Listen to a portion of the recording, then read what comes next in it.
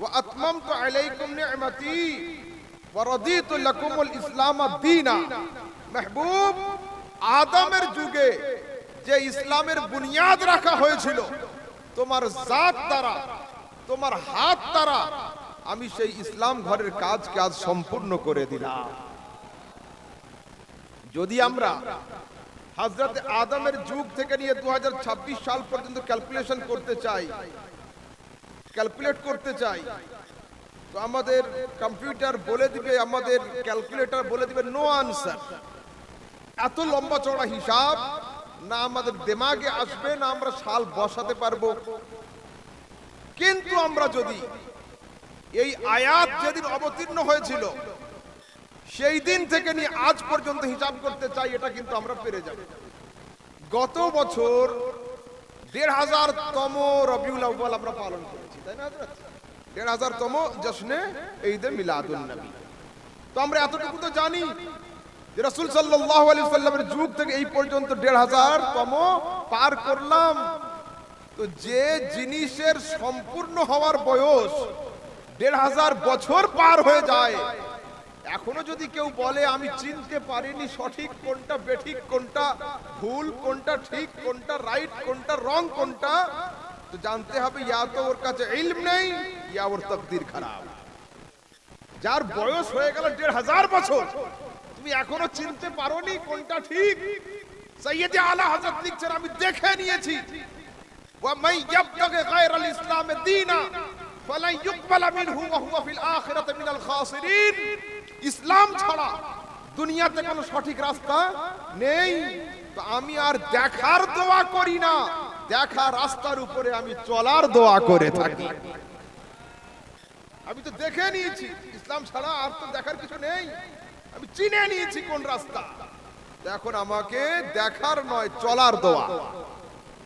এই অনুবাদ কেবলমাত্র বেরেলিদের আলা হযরত করেছেন তা নয়, যারা এখানে স্কুল কলেজের ছাত্র আছো বা ছাত্রী আছো, এডুকেশনের সঙ্গে যুক্ত, তারা সবাই জানো অনন্ত অসীম প্রেমময় তুমি বিচার দিনের স্বামী আছে না, ওর শেষে আছে চালাও সে পথে যে পথে তোমার প্রিয়জন গেছেন চলি, যে পথে তোমার চির অভিশাপ, যে পথে ভ্রান্তির চির পরিতাপ, হে মহাচালক মোদের সে পথ করো না গায়।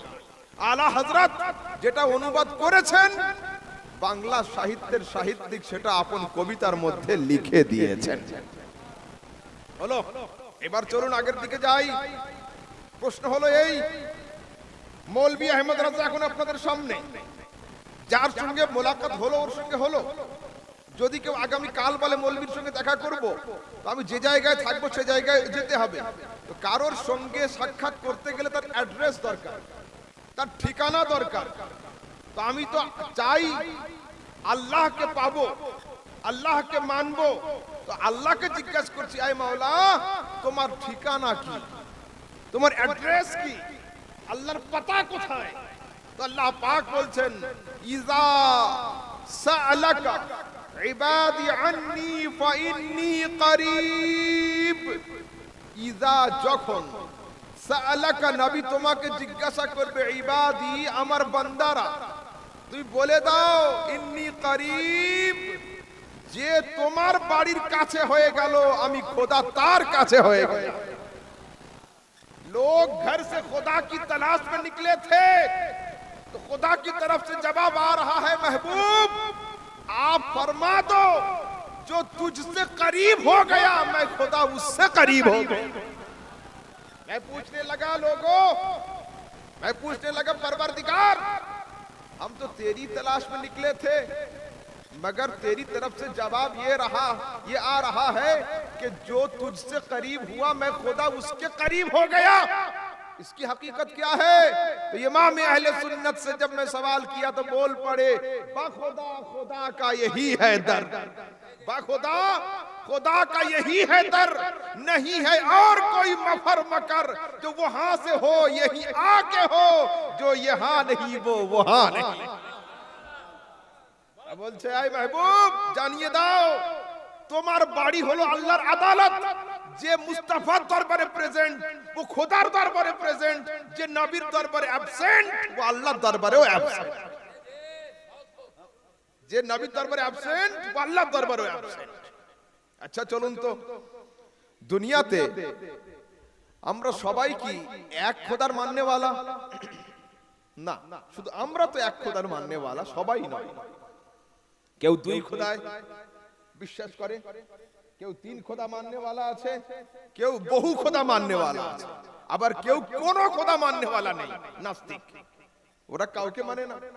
কেউ দুই খোদা, কেউ কঙ্করে কঙ্করে শঙ্কর, হ্যাঁ, বহু রকমের রয়েছে। এত রকম হলো কেন?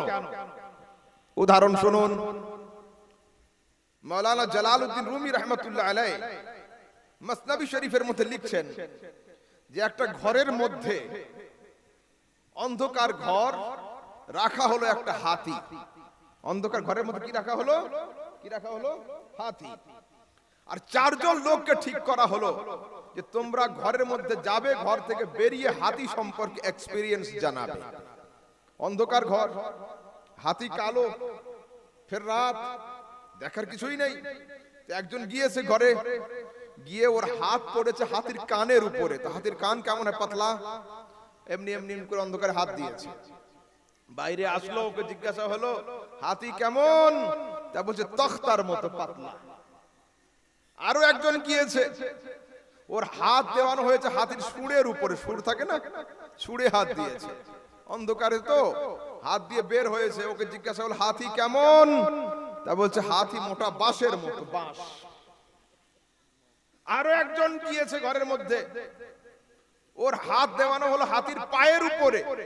হাতির পা তো একটু মোটা, ও অন্ধকারে হাত দিয়ে বের হয়েছে, ওকে জিজ্ঞাসা হলো হাতি কেমন? তা বলছে হাতি হলো তাল গাছের মতো মোটা। আর আরো একজনকে নিয়ে যাওয়া হয়েছে, ওর হাত দেওয়ানো হলো হাতির পেট আর পিঠের উপরে, পেট আর পিঠের উপরে। তো ও তো ধরা যাবে না, বড় প্রাণী, অন্ধকারে ধরেছে এইভাবে করে।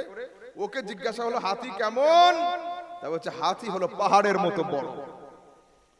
মাওলানা জালালউদ্দিন রুম লিখছেন যে চারজনের মাকসাদ এক ছিল, হাতি দেখব। চারজনের উদ্দেশ্য একই ছিল, হাতি দেখব। চারজন ঘরে গিয়েছিল একটাই নিয়তে, হাতি দেখব। কিন্তু ঘর থেকে বের হওয়ার পরে রেজাল্ট একরকম হয়নি, রেজাল্ট চার রকম হলো।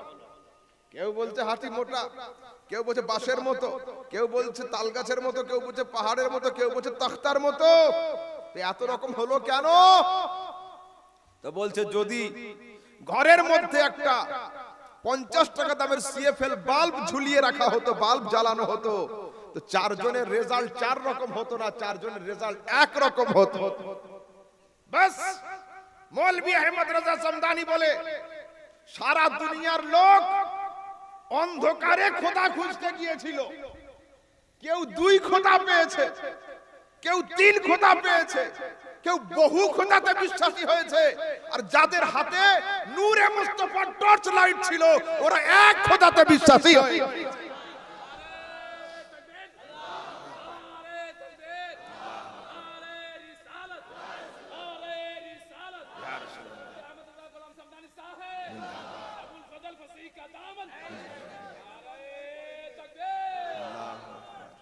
তো প্রত্যেকে গিয়েছিল অন্ধকারে খোদা খুঁজতে, তো প্রত্যেকেই গোমরাহ হয়েছে।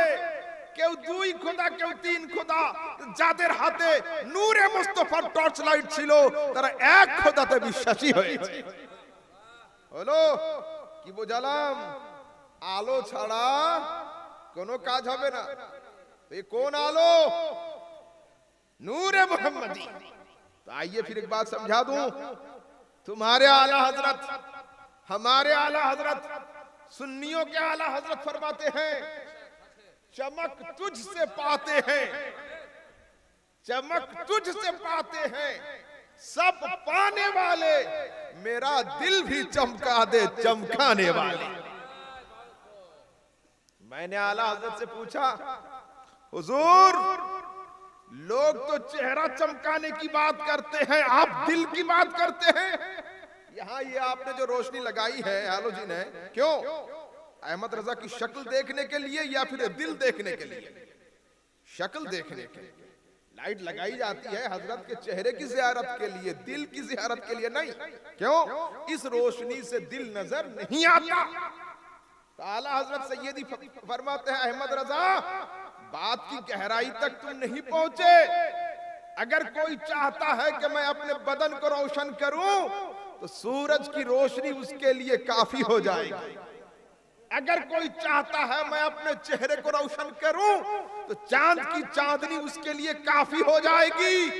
मगर मैं तो दिल की बात कर रहा हूं। अरे जहां सूरज की रोशनी नहीं पहुंचती वहां मुस्तफा का नूर पहुंच जाता है। इसीलिए इमाम कहते हैं कि चमक तुझसे पाते हैं सब पाने वाले, मेरा दिल भी चमका दे चमकाने वाले। अब आइए फिर बताऊं, आला हजरत यूं फरमाते हैं, बरसता नहीं देखकर अब्रे रहमत बदों पर भी बरसा दे बरसाने वाले। अच्छा उदाहरण একটু শুনুন আগে, ওই শেরের ছন্দ শুনুন। উদাহরণ কাকে বলে? আলোর কাজ কি আর অন্ধকারের কাজ। একজন লোক মিলাদে যাওয়ার জন্য বাড়ি থেকে বের হয়েছে। মাঠ ছিল মাঝখানে অন্ধকার, হাতে লাইট ছিল না, পায়ের তলে একটা মোটা দড়ি পড়েছে, রশি। ও ভেবেছে সাপ, ইয়া আল্লাহ সাপ বলে বেहोश। পিছনে হযরত আসলেন ইমাম সাহেব আর ইনি, लाइट ছিল हाथ, बोलते भैया क्या हुआ? बोले पैरों के नीचे सांप आ गया। बोले कहां भाई? ये तो रस्सी पड़ी हुई है। बोले आहा अल्हम्दुलिल्लाह আল্লাহ বাঁচিয়েছে। ঠিক আছে, এসেছে, মিলাদ হলো, দোয়া হলো, বাড়ি যাচ্ছে। যাওয়ার সময় গেটের মুখে আবার পায়ের তলে কি একটা নড়ে উঠেছে। এইবার ও তো নারাজ ছিল, আগে ধোকা খেয়েছে একবার, ও পা দিয়ে জোরে দাবিয়ে দিয়েছে, বলছে ফির वही रस्सी। সেই দড়ি আবার পায়ের নিচে বলে শুয়ে পড়েছে বাড়ি গিয়ে। যখন ফজরের সময় নামাজ পড়তে গিয়েছিল, নামাজ পড়ে আসছে তো দেখছে বাড়ির দরওয়াজার সামনে একটা মরা সাপ পড়ে রয়েছে। লোকটা বলছে আরে রাতের বেলা দড়ি পড়লো আমি সাপ মনে করলাম, আর হাকিকাতে সাপ আসলো আমি দড়ি মনে করলাম। আমি বলছি চাচা যান, ধোকা যখন খেয়েছিলেন তখন সময়টা কি ছিল? তা বলছে রাত্রি অন্ধকার। আমি বললাম যখন সাপ চিনতে পারলে তখন কি ছিল? বলছে উজালা দিন। আমি বললাম হ্যাঁ হ্যাঁ, অন্ধকারের কাজ হলো হাকিকতকে লুকিয়ে রাখা, আর আলোর কাজ হলো যার শক্ল যেমন তাকে তেমন দেখিয়ে দেওয়া। তো সারা দুনিয়াতে যখন ইবলিসের অন্ধকার চলছিল, আল্লাহ তাবারক ওয়া তাআলা হযরত আদমের নূর দিয়ে ইবলিসের ঘাটা অন্ধকারকে দূর করে দিয়েছেন। সারা দুনিয়াতে যখন ফিরাউনের অন্ধকার ছিল, আল্লাহ তাবারক ওয়া তাআলা হযরতে মূসার টর্চ লাইট দিয়ে দুনিয়াকে উজালা করে দিয়েছেন। আর সারা দুনিয়াতে যখন নাইনসাফি, বেইনসাফি, জিনা, জুয়া, শরাব এবং আরো কিছু অসভ্যতা, নোংরামি, বেহায়াই চলছিল, আল্লাহ তাবারক ওয়া তাআলা আমিনার কোলে আব্দুল্লাহর বাড়িতে মুহাম্মদ রাসূলুল্লাহকে পাঠিয়ে সমস্ত অন্ধকারকে তিনি আলোতে পরিণত করে দিয়েছেন। अच्छा एक बात और समझते चलिए, सूरज का काम क्या है? সূর্যের কাজ কি? তো সূর্যের কাজ হলো এটা, যার কাছে নিজস্ব আলো থাকবে ওর আলো ছিনিয়ে নেওয়া, আর যার কাছে মোহাব্বত থাকবে, আলো থাকবে না, ওকে চমকে দেওয়া। যেমন যদি এই লাইটগুলো জ্বলে সকাল পর্যন্ত, ঠিক আছে, লাইট সকালে নিভে যাবে না, জ্বলবে কিন্তু কিরণ থাকবে না। যদি কেউ মোমবাতি জ্বালায় সূর্য ওঠার পরে, মোমবাতি জ্বলবে অসুবিধা নেই, কিন্তু কিরণ জমিনে পড়বে না, ওর আলো জমিনে পড়বে না। তো সূর্যের কাজ হলো যার কাছে অহংকারের আলো থাকবে ছিনিয়ে নেওয়া। আর যদি দীঘার সমুদ্রে কেউ যায়, মরুভূমিতে বেড়াতে যায়, তো পূব গগনে যখন সূর্য ওঠে তো সূর্যের আলোতে ছোট ছোট পাথর আর বালিগুলো চকচক চকচক চমকায়। সমুদ্র মুক্তগুলো হলো কি বোঝালাম? নিজস্ব আলো থাকলে ছিনিয়ে নিবে, আর মুহাব্বত থাকলে ওকে চমকে দিবে। তো আমার রাসূল যখন দুনিয়াতে আসলেন আবু জাহেল, আবু লাহাব, উতবা, শায়বা মক্কার কাফেরদের কাছে নিজস্ব অহংকারের আলো ছিল, অহংকারের বাতি ছিল। প্রত্যেকটা বাতিকে মুস্তাফা নিভিয়ে দিয়েছেন। আবু বকরের কাছে আলো ছিল না, মুস্তাফার দরবারে হাজির হয়েছে, সিদ্দিক আকবর বানিয়ে দিয়েছেন। উমর হাজির হয়েছে, ফারুক আজম বানিয়ে দিয়েছেন। উসমান হাজির হয়েছে, তাকে যুন্নুরাইন বানিয়ে দিয়েছেন। আলী হাজির হয়েছেন, হায়দার কাররার বানিয়ে দিয়েছেন। আর মুস্তাফার 300 বছর পরে বাগদাদের সরজমিতে একজন আলিমে রব্বানি ছিলেন, নাম তার আব্দুল কাদের জিলানী। মুস্তাফার নূরের ঝলকে আব্দুল কাদেরকে গাউসে আজম বানিয়ে দিয়েছেন। আর তার থেকে 700 বছর পরে আজমিরের ধরতিতে একজন বুজুর্গ ছিলেন, তার নাম ছিল মুঈনুদ্দিন। তার কাছে লাইট ছিল না, নূর ছিল না, জ্যোতি ছিল না, তাকওয়া ছিল, মোহাব্বত ছিল, ইশক ছিল, পরহেজগারি ছিল। তো মুস্তাফা করিম নিজের নূরের জালওয়াতে হিন্দুস্তানের বাদশা বানিয়ে দিয়েছেন। আর তার 850 বছর পরে নাকি আলীর বাড়িতে বেরেলির সরজমিতে একজন আশিক জন্মেছিলেন, যার নাম মাওলানা আহমদ রাজা খান। নূর ছিল না, জ্যোতি ছিল না, কিন্তু ইমাম লিখছেন मौला सब कुछ है मेरे पास, चमक तुझसे पाते हैं सब पाने वाले, मेरा दिल भी चमका दे चमकाने वाले।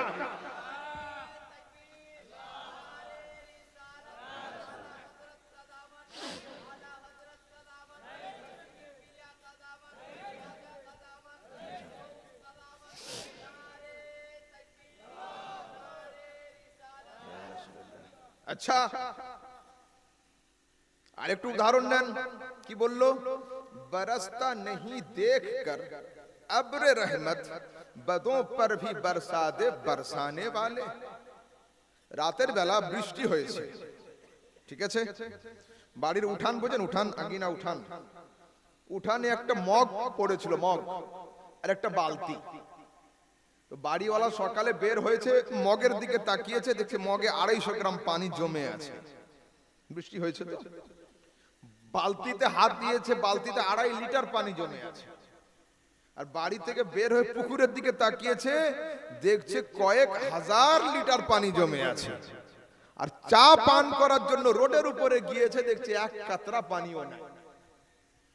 মেঘকে জিজ্ঞেস করছে, আরে বাদল, রাতের বেলা কি চেহারা দেখে দেখে পানি ফেলেছিস? আমার মগের উপরে 250 পানি, বালতিতে 2.5 লিটার পানি, পুকুরে 10,000 লিটার পানি, আর পিচ রোডে একটুও পানি নেই। বাদল উত্তর দিচ্ছে, আরে না না, আমি তোমার দেশের সরকার নয় যে মুখ দেখে দেখে দেব। আমি তো সবাইকে বরাবর দিয়েছিলাম, যার ঝোলা যেমন ছিল সে তেমন পেয়েছে। মগের ঝোলা ছোট ছিল, এইটুকু মুখ ছিল, 250 পানি দিয়ে দিয়েছি। বালতির ঝোলা বড় ছিল, 2.5 লিটার দিয়ে দিয়েছি। পুকুরের ঝোলা আরো চওড়া ছিল, ওকে 10,000 লিটার দিয়েছি। আর রাস্তা অহংকারে মুখ কালো করে দাঁড়িয়েছিল, আমি পানি তো দিয়েছি, কিন্তু এক ফোঁটা স্টক করতে পারেনি। রাসূল যখন দুনিয়াতে আসলেন, বরসতা নেহি দেখ কর আবরে রহমত, মাহবুব তোমার রহমতের বর্ষণ যখন দুনিয়াতে হলো, তো কোন চেহারা দেখে তুমি দাওনি, তুমি তো সবাইকেই দিয়েছো। আবু বকর, ওমর, উসমান, আলী, তালহা, জুবাইর, বেলাল প্রত্যেকে ঝোলা নিয়ে এসেছে, ভিক্ষা পেয়ে গিয়েছে। আর আবু জাহেল অহংকারী এসেছে, এক ফোঁটাও ভিক্ষা পায়নি। আরে जो मांगना है मांगो, उस दर पे जाके मांगो, वो दर बहुत बड़ा है जिस दर का मैं गदा हूं। जो मांगना है मांगो, उस दर पे जाके मांगो, अरे वो दर बहुत बड़ा है जिस दर का मैं गदा हूं। चलिए आगे चलते हैं। আরেকটা উদাহরণ নেন। একদিন সকালে দুইজন লোক রাস্তার উপরে বসে ঝগড়া করছে। আমি গিয়ে বলছি, বাবু কিসের ঝগড়া তোমাদের? তো ও বলছে যে হুজুর, আমার দাবি হলো প্লেন 8 হাত লম্বা। আসমানে যে প্লেন ওড়ে, এটা 8 হাত লম্বা। আর একজন চাচা ওখানে ছিল, হাজী সাহেব, উমরা করেছে একবার আর হজ করেছে একবার। ও বলছে না, প্লেন 80 হাত লম্বা। ভালো করে বুঝুন। হ্যাঁ, এ বলছে 8 হাত লম্বা প্লেন, ও বলছে 80 হাত লম্বা প্লেন। তো যে 8 হাত ছিল, আমি বললাম বাবা তোমার কি দলিল আছে? তা বলছে হুজুর আমি একদিন ছাদের উপরে ঘুরছিলাম, উপর থেকে প্লেন গেল, আমি এখান থেকে তাকালাম তো এত বড় তো দেখতে পেলাম 8 হাত। আর হাজী সাহেবকে বলছি চাচা জান আপনার কি দলিল? তা বলছে হুজুর আমি একবার হজ করেছি, দুবার ওমরা করেছি, প্লেনে উঠেছি, 60টা সিট আর কেবিন মিলিয়ে 80 হাত লম্বা, এটা আমার দেখা। আমি বললাম প্লেন তো একটা, নজর দুই রকম, কেউ দূর থেকে কেউ কাছে। যে দূর থেকে দেখলো ও বলল 8 হাত লম্বা, যে কাছে দেখলো ও বলল 80 হাত লম্বা।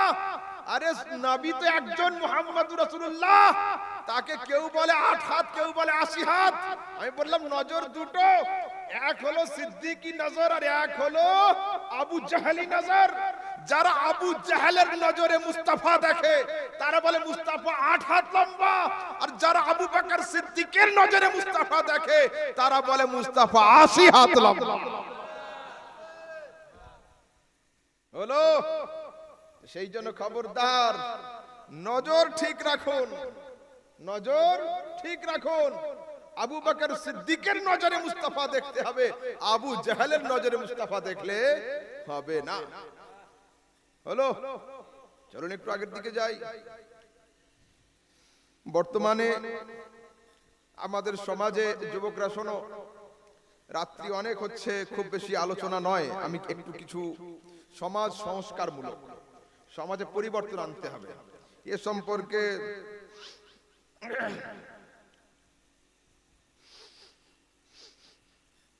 মাশাআল্লাহ এ সম্পর্কে একটু আলোচনা শোনো। রাসূল আকরাম সাল্লাল্লাহু তাআলা আলাইহি ওয়াসাল্লাম বলছেন ইযা ফাআলাত উম্মতি 15 খাসলাতান হাল্লা বিহাল বালা। যখন আমাদের সমাজে মানুষ 15টা এই কাজ করবে তখন আসমান থেকে বালার দরওয়াজা তার জন্য খুলে দেওয়া হবে।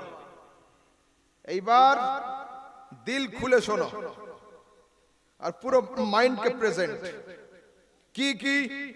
ইযা কানাল মাগনামু দুয়ালা ওয়াল আমানাতু মাগনামা ওয়াজ যাকাতু মাগরামা ওয়া আতা আর রাজুলু যাওজাতাহু আক্কা উম্মাহু বাররা সাদিকাহু জাফা আবাহু ওয়ারতাফাআতিল আসওয়াত ওয়া শুরিবাতিল খুমুর লুবিসাল হারির ওয়াত্তাখাযাতিল কিনাত ওয়াল মাআজিফ। রাসূল বলছেন যখন সমাজে আমানতে খেয়ানত হবে, আমানতে খেয়ানত হবে, তখন আসমান থেকে বালার দরওয়াজা খুলে দেওয়া হবে। এখন কি আমানতে খেয়ানত হচ্ছে না? হচ্ছেই। তারপরে রাসূল কি বলছেন? যখন গরিব ফকির মিসকিনের মালকে সমাজের নেতারা নিজেদের প্রপার্টি হিসাবে খেয়ে নেবে, গরিবের হককে যখন নিজেরা নিজেদের প্রাইভেট প্রপার্টি হিসাবে খাবে, আসমান থেকে বালার দরওয়াজা খুলে দেয়। সমাজে হচ্ছে না? হচ্ছে না? তারপরে এবার শোনো, ওয়াজ যাকাতু মাগরামা, যাকাত যখন জুরমানার মাল হয়ে যাবে। আপনি খালতিপুর স্টেশনে নামলেন, কোথায় নামলেন? খালতিপুর, খালতিপুর স্টেশনে নামলেন, পকেটে আপনার টিকিট নেই। জি বাবা बैठ जाइए, हाँ বসে যাও। তো খালতিপুর স্টেশনে নামলেন, পকেটে টিকিট নেই। টিটি বলছে আসসালামু আলাইকুম। কি উত্তর হবে? না, আগে উত্তর স্যার আজকে টিকিট কাটতে পারিনি, ওয়া আলাইকুম আসসালাম।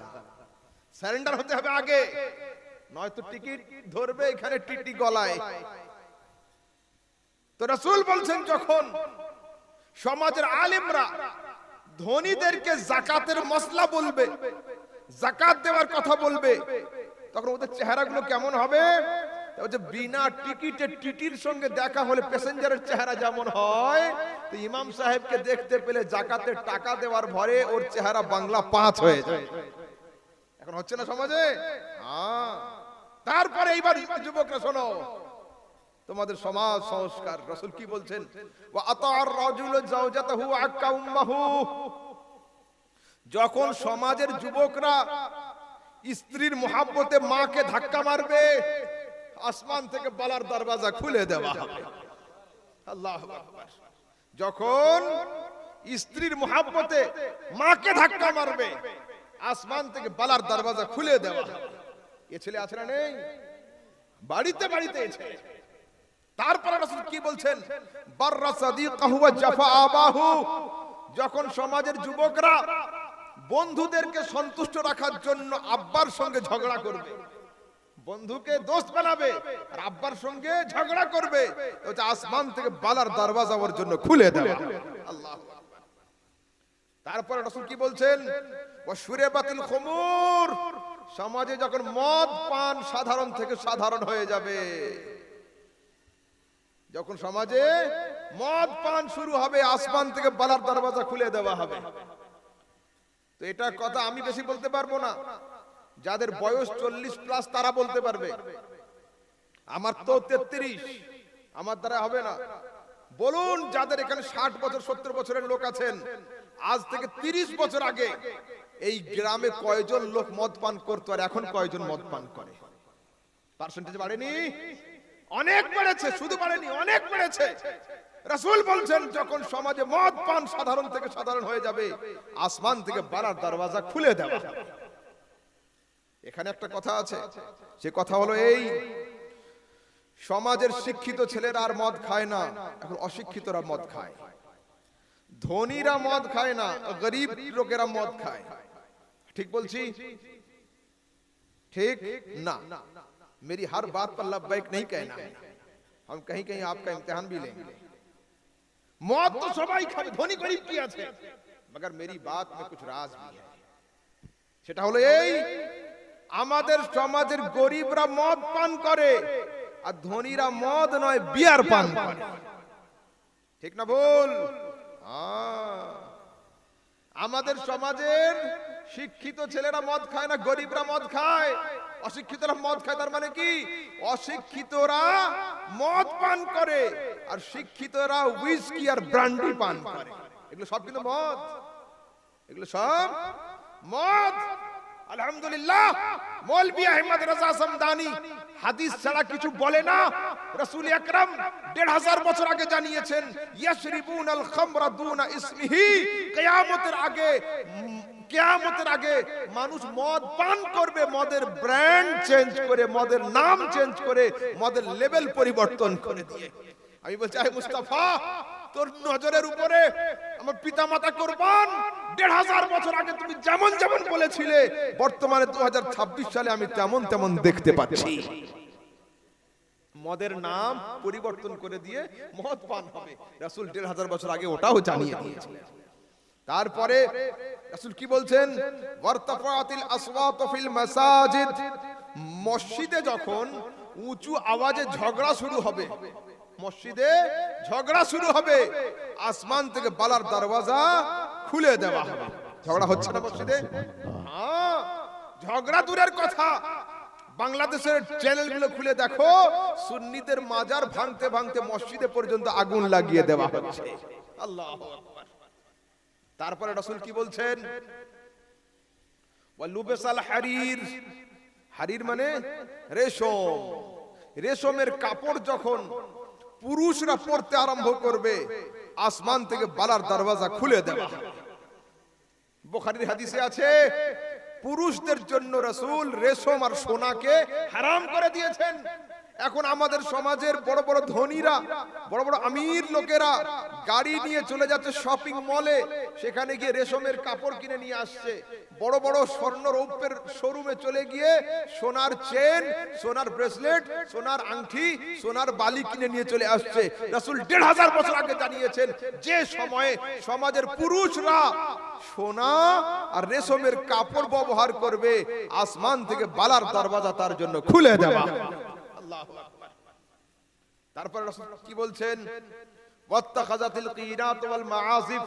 রাস্তার ধারে ধারে যুবক যুবতীরা যখন প্যান্ডেল লাগিয়ে, ডিজে লাগিয়ে তারা গান বাজনা ডান্স করবে, আসমান থেকে বালার দরওয়াজা তাদের জন্য খুলে দেবে।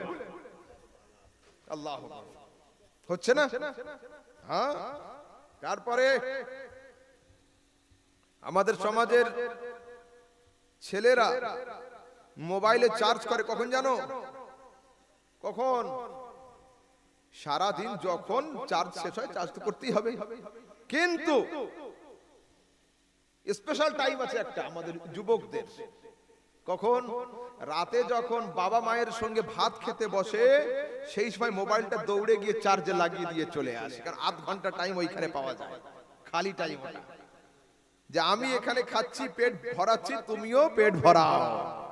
হ্যাঁ, কেন? সারা রাত ধরবে এখন, শুধু স্ক্রল, সারা রাত এই করছে, শুধু এই করছে। হ্যাঁ, ঘুমায় কখন? কখন ঘুমায়? যখন মসজিদ থেকে আওয়াজ হয় আসসালাতু খায়রুম মিনান নাওম, আমাদের ছেলেটার হাত থেকে মোবাইল পড়ে যায়, ইন্না লিল্লাহি ওয়া ইন্না ইলাইহি রাজিউন। হ্যাঁ, এরা সারা রাত জেগে থাকে, ফজরের সময় এরা ঘুমায়, আর ওঠে কখন?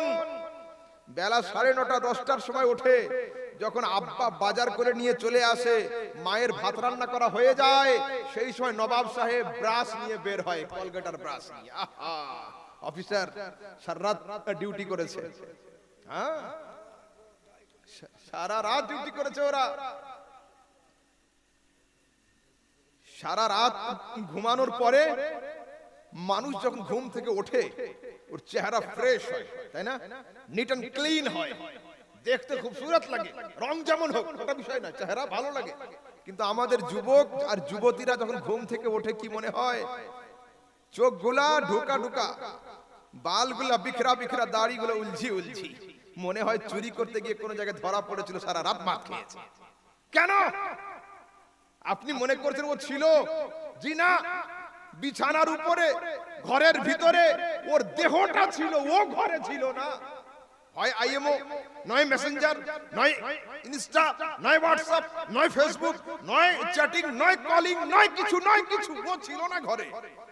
ওর মন ঘরে ছিল না, ওর দেহটা ছিল ওখানে। যুবক, তোমরা কবে শুধরাবে? পরিবর্তন তোমাদের কবে হবে? আমাদের সমাজের যুবকরা তারা সূর্য উদয় দেখতে পায় না। আমাদের সমাজের যুবকরা কতদিন যে সূর্য উদয় দেখেনি ও জানে, আর আল্লাহ জানে, কারণ ওঠে তো 10টার সময়, তাই না? যে মানুষ দিনের সূর্য উদয় দেখতে না পায় সে মানুষ নিজের লাইফের সূর্য উদয় দেখবে কি করে? দেখবে কি করে? अरे हुजूर मुफ्ती आजम हिंद लिखছেন, जमीन के ऊपर काम, जमीन के नीचे आराम। जमीনের উপরে কাজ, जमीনের নিচে আরাম। तो जागना है तो जाग ले, अफलाक के साए तले हशर तक सोता रहेगा खाक के साए तले। सुभान अल्लाह, सुभान अल्लाह। কি বলছে? যদি জাগতে হয় তো জেগে নাও, যতদিন তোমার মাথার উপরে আকাশের ছায়া আছে ততদিন জেগে থাকো। আর সেদিন আর জাগার সময় পাবে না যেদিন আসমানের ছায়া নয় মাটির ছায়া তোমার উপরে চলে আসবে, মানে তুমি কবরে চলে যাবে। সেদিন জাগতে চাইবো বললেও কিন্তু আর জাগতে পারবে না।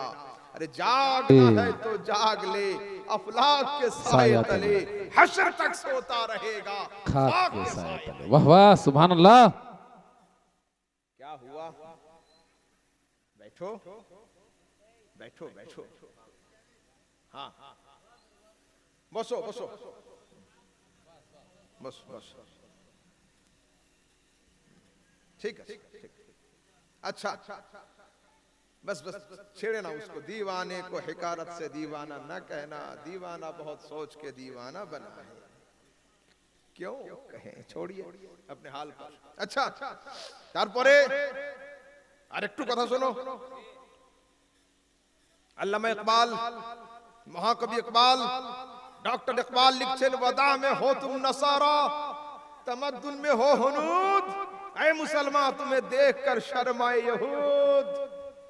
বলছে তোমাদের ড্রেস পোশাক দেখে মনে হচ্ছে তোমরা পাশ্চাত্য দেশের খ্রিস্টান, আর তোমাদের খাবার স্টাইল দেখে মনে হচ্ছে তোমরা স্বদেশিক হিন্দু, আর তোমাদের দাঁড়িয়ে দাঁড়িয়ে পেশাব করা দেখে মনে হচ্ছে রোম সাম্রাজ্যের ইহুদি জাতি পর্যন্ত লজ্জা পেয়ে যাবে। আলা হযরত সৈয়দি লিখছেন, দিল লহমে খোনা তুঝে शब सुबह तक सोना तुझे शर्म नबी खौफ खुदा ये भी नहीं वो भी नहीं वाह वाह सुभानाल्लाह सुभानाल्लाह ফজরের আজান হয় বিছানায় শুয়ে থাকো, এশার আজান হয় ফ্রি ফায়ার আর পাবজিতে থাকো, শর্মে নবী খৌফে খোদা, মুস্তাফার দেখে লজ্জাও নেই, খোদার দেখে ভয়ও নেই। अरे रिज़्क़े खुदा खाया किया, फरमाने हक तला किया, अरे शुक्र करम तर से सजा ये भी नहीं वो भी नहीं।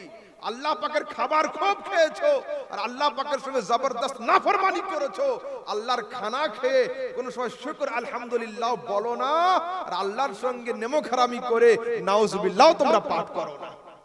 এই তো তোমাদের অবস্থা। যুবক আরেকটু শোনো, এখন আমাদের হাল কি? আমাদের সমাজে একটা বড় মাপের পীর আছে, पीर है हमारे यहाँ, लोग बहुत मानते हैं उसको। क्या नाम है? मौलाना मोबाइल। हाँ, ये सबसे बड़े पीर है इस जमाने में, मौलाना मोबाइल। इनके 3 खलीफा हैं जी, मौलाना यूट्यूब, मुफ्ती फेसबुक और हजरत अल्लामा गूगल साहब बाबा। सबसे ज्यादा नॉलेज इसके पास। जी बच्चे मौलवी के पास आना नहीं चाहते, शेख तरीकत के पास आना नहीं चाहते, पीरों के पास जाना नहीं चाहते। जिनको जो पूछना होता है गूगल में सर्च करते हैं, I want to know about this subject, मुझे इसके बारे में मालूमात चाहिए। গুগলে আর্টিকেল চলে আসে, আর্টিকেল পড়ারও ক্ষমতা রাখে না, কপি করে সোজা চলে যায় chat GPT, please translate in Bengali, এটা বাংলায় অনুবাদ করে দাও। চ্যাট জিপিটি যেটা বলে দেয় সেটা এরা শুনে নেয়। এই তো অবস্থা আমাদের সমাজের যুবকরা দেখছি এখন। আগে হাত ছিল এইখানে নামাজে, এইখান থেকে হাত এইখানে ছিল, এখন মৌলভী মোবাইলের কথা শুনে এইখানে করতে করতে এইখানে চলে আসছে হাত। 2026 সালে যদি এইখানে হাত আসে, 2030 সালে এই হাত মাথায় চলে যাবে। আল্লাহু আকবার। কেন? সিহাসিত্তার হাদিসে কি নেই?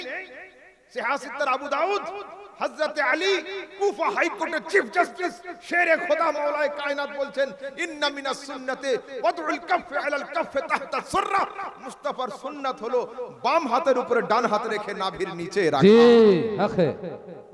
আবু দাউদের হাদিস। এখন দেখছি সমাজের যুবকরা আবার খালি মাথায় নামাজ পড়া শুরু করেছে, টুপি লাগবে না, ফ্যাশন। আচ্ছা তো শোনো, ফের আমরা যখন ডাক্তারের কাছে যাই, বাবুর নাম, আমরা যখন ডাক্তারের চেম্বারে যাই, ডাক্তার যখন প্রেসক্রিপশন লেখেন, যে ড্রেসে থাকেন, যখন ডাক্তার ওটিতে ঢোকেন অপারেশনের জন্য সেই ড্রেসে থাকেন? সেই ড্রেসে না, ওর উপরে একটা ফুল কভার লাগিয়ে নেয়, মুখে মাস্ক লাগিয়ে নেয়, হাতে হ্যান্ড গ্লাভস লাগিয়ে নেয়, মাথায় একটা ক্যাপ লাগিয়ে নেয়। উকিলের বাড়িতে যখন আমরা যাই অ্যাডভোকেটের কাছে কেস লেখানোর জন্য, উকিল সাহেব যে ড্রেসে থাকে, কেসের ফাইল যখন হাতে নিয়ে জজের সামনে যায় সেই ড্রেসে থাকে না, একটা কালো পরতেই হবে, কোট হোক বা আমাদের মতো একটা পাওয়া যায় ঘাগরা টাইপের, ওটা পরতে হবে। আচ্ছা, প্লেয়ার যখন কোচের সঙ্গে বসে গল্প করে, আড্ডা দেয়, যে ড্রেসে থাকে, প্লে গ্রাউন্ড ফিল্ডে নামার সময় সেই ড্রেসে থাকে, জার্সিটা পরে নেয়। ছাত্রছাত্রী যখন বাড়িতে থাকে যে ড্রেসে থাকে, স্কুল যখন যায় সেই ড্রেসে থাকে, ইউনিফর্মটা পরে নেয়। তো দুনিয়ার প্রত্যেকটা জায়গাতে যাওয়ার জন্য নির্দিষ্ট ড্রেস থাকলো, মসজিদে যাওয়ার জন্য কোনো ড্রেস নেই। হায় আফসোস, তোমরা খালি মাথায় মসজিদ যাচ্ছ, অথচ আল্লাহ পাক বলেন খুযু যিনাতাকুম ইনদা কুল্লি মসজিদ। মসজিদে যখন প্রবেশ করবে ফুল ইউনিফর্মে প্রবেশ করো। মুসলমানদের ফুল ইউনিফর্ম হলো মাথা ঢাকতে হবে, টুপি দিয়ে হোক, পাগড়ি দিয়ে হোক বা চাদর দিয়ে। সুবহানাল্লাহ সুবহানাল্লাহ। যুবক শোনো, তোমাদের অবস্থা কি? তোমাদের অবস্থা কি জানো? ভারতবর্ষে শিখ সম্প্রদায় কত পার্সেন্ট জানো? শিখ সম্প্রদায় आटे में नमक के बराबर। শিখ সম্প্রদায় 1 কিলো আটা খমির করতে ক কিলো লবণ লাগবে? 250। আড়াইশো লাগবে, 150 না 30 গ্রাম মতো লাগবে, এক চিমটি। তো পুরো হিন্দুস্তানে শিখ সম্প্রদায় হলো 4%, হলো। আর আমরা 35, হলো 35%, মোর দেন 30 to 100%, হলো। এইবার শোনো, অথচ শিখ সম্প্রদায়ের মানুষ, সংবিধান তাদের জন্য পাস আছে, যেখানেই যাক না কেন এত বড় তলোয়ার রাখে ওরা কাছে।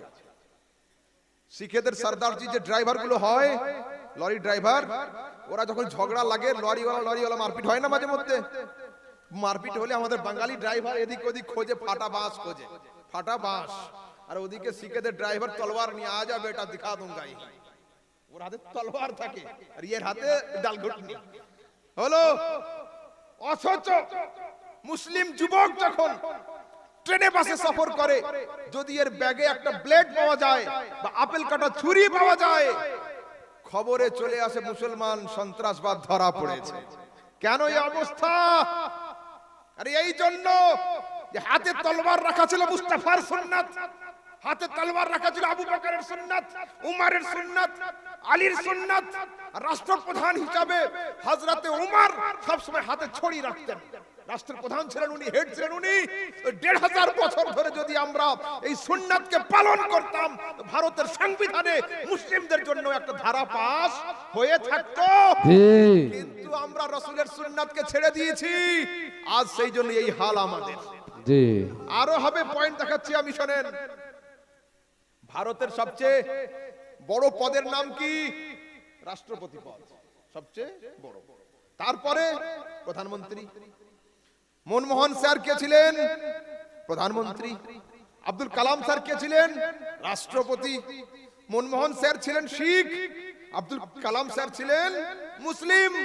পার্থক্য এটাই যে আব্দুল কালাম স্যারের খালি মাথার ছবি খুঁজে পাওয়া যায় না, আর আমাদের পার্থক্য হলো এটা, মনমোহন সিং এর খালি মাথার ছবি খুঁজে পাওয়া যায় না, আর আব্দুল কালাম স্যারের টুপিওয়ালা ছবি খুঁজে পাওয়া যায় না।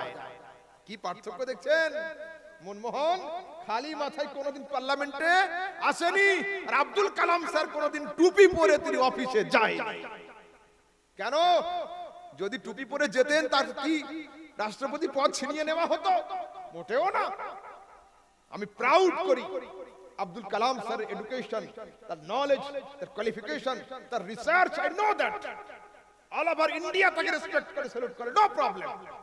কিন্তু আমি বলতে চাইছি, যদি উনি একদিন টুপি পরে পার্লামেন্টে আসতেন, মহাভারত অশুদ্ধ হয়ে যেত না। আসলেন না কেন? এটাই তো আমাদের ফল্ট, এটাই তো আমাদের ফল্ট। চলুন একটু আগের দিকে যাই।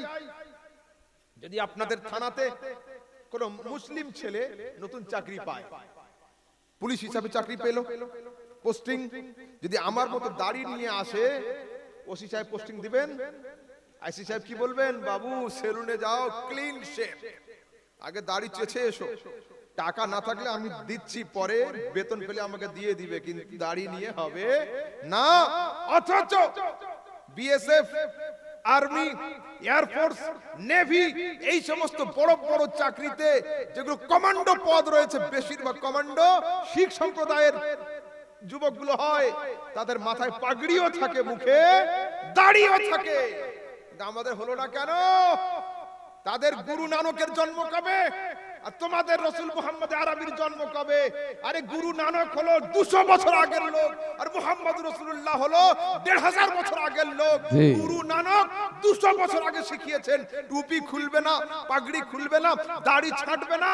তারা দাড়িও ছিল না, মাথা থেকে পাগড়িও সরায় না। আর আমার রাসূল 1500 বছর আগে দাড়িও দিয়েছিলেন, টুপিও দিয়েছিলেন, পাগড়িও দিয়েছিলেন, নামাজও দিয়েছিলেন, হাতে তলোয়ারও দিয়েছিলেন, ছড়িও দিয়েছিলেন।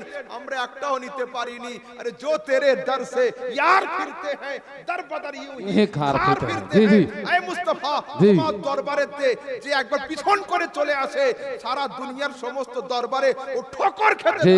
নারে তাকবীর, নারে রিসালাত, নারে রিসালাত। মুফতি আহমদ রজা ইয়াজদানি সাহেব, नारे तकबीर, अबुल फजल वसी का दावत, मसलक के आला हजरत। सुभान अल्लाह, सुभान अल्लाह। এই মুস্তাফা, যে তোমার দরবারের দিকে পিছন করে হাঁটবে, দুনিয়ার কোন দরবারে ওর জায়গা হবে না, ও প্রত্যেকটা দরবারে ধাক্কা খেতেই থাকবে। এই ধাক্কা চলবে এখন, এই ধাক্কা শুধরাবে না। আচ্ছা বলুন, আমাদের সমাজে যারা বয়স্ক লোক আছেন এখানে, এনারা জানবেন, ইনি জানবেন, আজ থেকে 40 বছর আগে গ্রামে যখন নতুন বৌমা আসতো, পর্দা কতটা থাকতো? ঘোমটা এই পর্যন্ত হতো 40 বছর আগে। আর এখন বিয়ে করে আনার পরে বন্ধুরা লাইন করে সেলফি তুলছে, আর সেলফিটা দিচ্ছে ফেসবুকে, আমার ফ্রেন্ডের কিউট ওয়াইফ। আহা, লা হাওলা ওয়ালা কুওয়াতা ইল্লা বিল্লাহ। এই ছেলে বিয়ে করার যোগ্যতা রাখে না, এর নাম হলো কাপুরুষ।